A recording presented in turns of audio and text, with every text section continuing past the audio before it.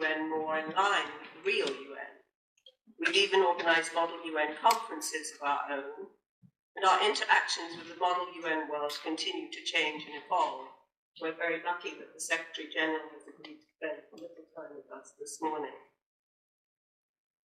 Because UN model UN clubs and conferences mirror the work done inside this building, we want you to know what our priorities are. We want you to focus on issues that we care about, and you do too, obviously. We want you to move the Sustainable Development Goals, or SDGs, into the center of your activities. And when I say activities, I'm not just talking about simulations or debates. I'm talking about going out into your neighborhoods and transforming them into better places to live. I'm talking about working to actually improve the lives of people in your communities. As Model UN students, you have the power to do great things, and the real UN will stand with you every step of the way. It is now my honor to introduce the Secretary-General of the United Nations, Mr. Antonio Guterres.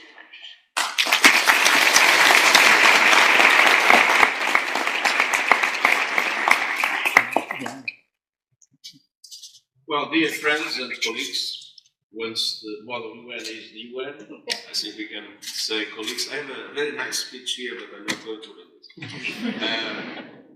Because we are in trouble in the UN today. My generation has failed in a number of very important aspects that challenge the world today. The most obvious is climate change. We are facing a situation in which, as you are all aware, the situation on the ground is much worse than the predictions that were made. Temperatures are on the rise in an extreme way, below sea land and in the seas. The concentrations of greenhouse gases in the atmosphere are at the level of 3 million years ago. So it shows how fast this process has been in the recent past. And we are seeing everywhere glaciers melting much more quickly than expected. We are seeing the Arctic, in which very soon, during summer, there will be no ice over the Arctic. Nothing happens.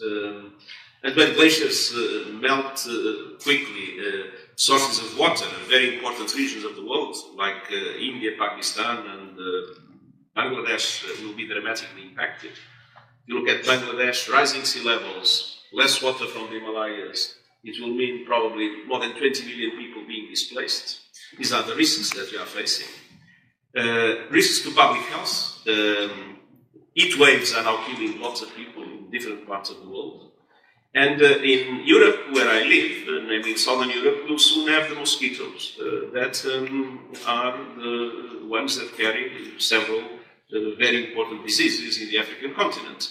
So there is a global threat that is becoming worse and worse.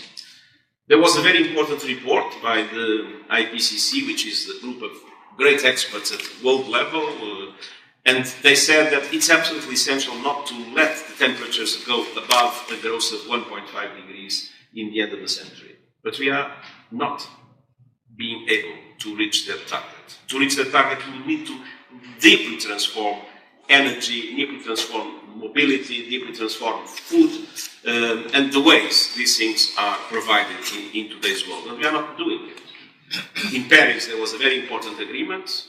That agreement fixed an objective. The objective is good, but the commitments made to reach that objective are not enough. They would lead to a growth of 3.3 degrees in the world temperature in the end of the century, which would be a total disaster.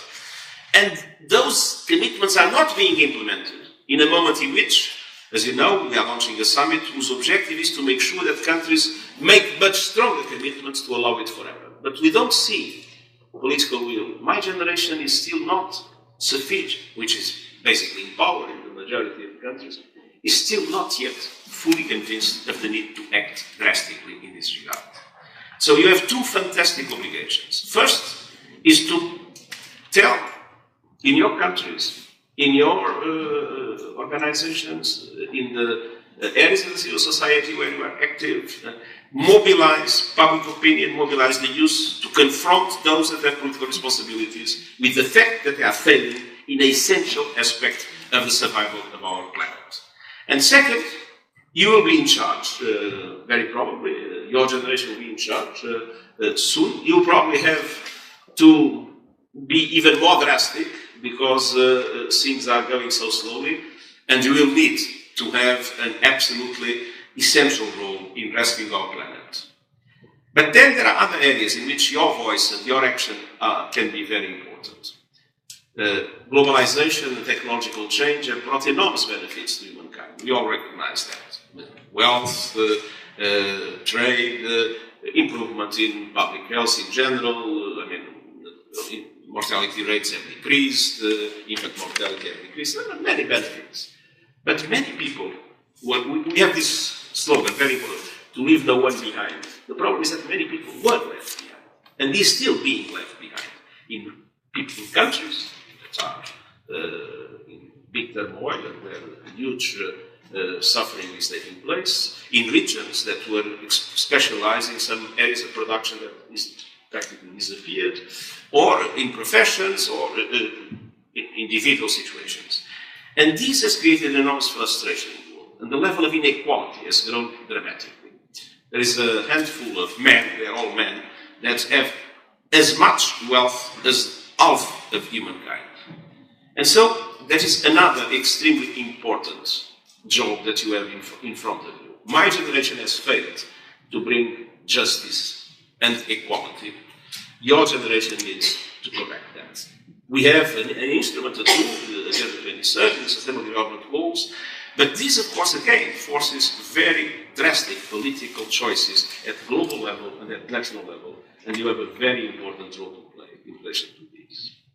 And then there is a third element I would like to underline to you. We are seeing in our societies diversity that is an enormous richness. I would not like to live in a society where everybody would be the same. The diversity of different cultural contributions makes our societies more vibrant, more interesting. But we are seeing diversity becoming, instead of a richness recognized by everybody, something many feel it is a threat.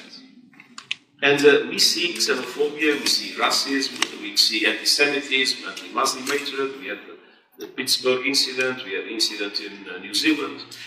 And this is another absolutely essential battle.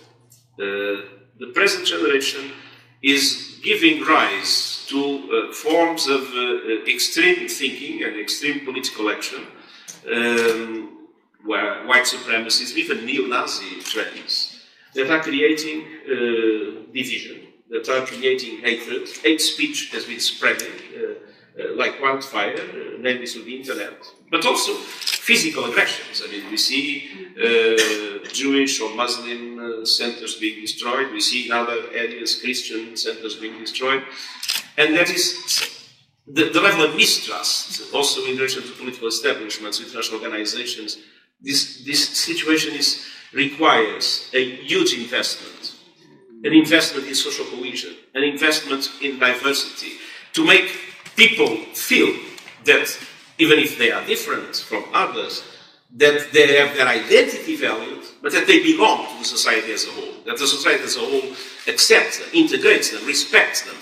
And this is something that your generation will have to correct, because unfortunately the recent evolution has been quite negative. Now, the UN and its values, we can only deliver in relation to peace, we can only deliver in relation to sustainable development, and you can only deliver in relation to human rights if we are able to address root causes of the problems that each one of these three areas of the UN are facing. And those root causes are in development, or in the absence of development, in unfair situation, in hatred, in lack of trust, in political establishments, in violations of human rights. And so, beyond the discussions that sometimes we see in the UN bodies, as in the political parliaments, that are discussions about, the foam over the water, we need to really go deep, look into the root causes of why things are wrong, and make sure that we act at the level of those root causes and we try to correct them. And there, your generation has a fundamental role to play, because, to be frank, my generation has not done failed. So we count on you. Please don't feel, I don't know, when it's, no, this UN is like any other organization in the world. There are good and bad things, but what I know is that no country alone can solve today's problems. What I know is that without international cooperation seriously rooted in multilateral institutions, we will not be able to address the challenges of today. And so whether people like the UN or not, when the people think that the UN must be reformed in this or that aspect, and I'm the first to try to do it, we still need basically the UN as a fundamental tool for a better world.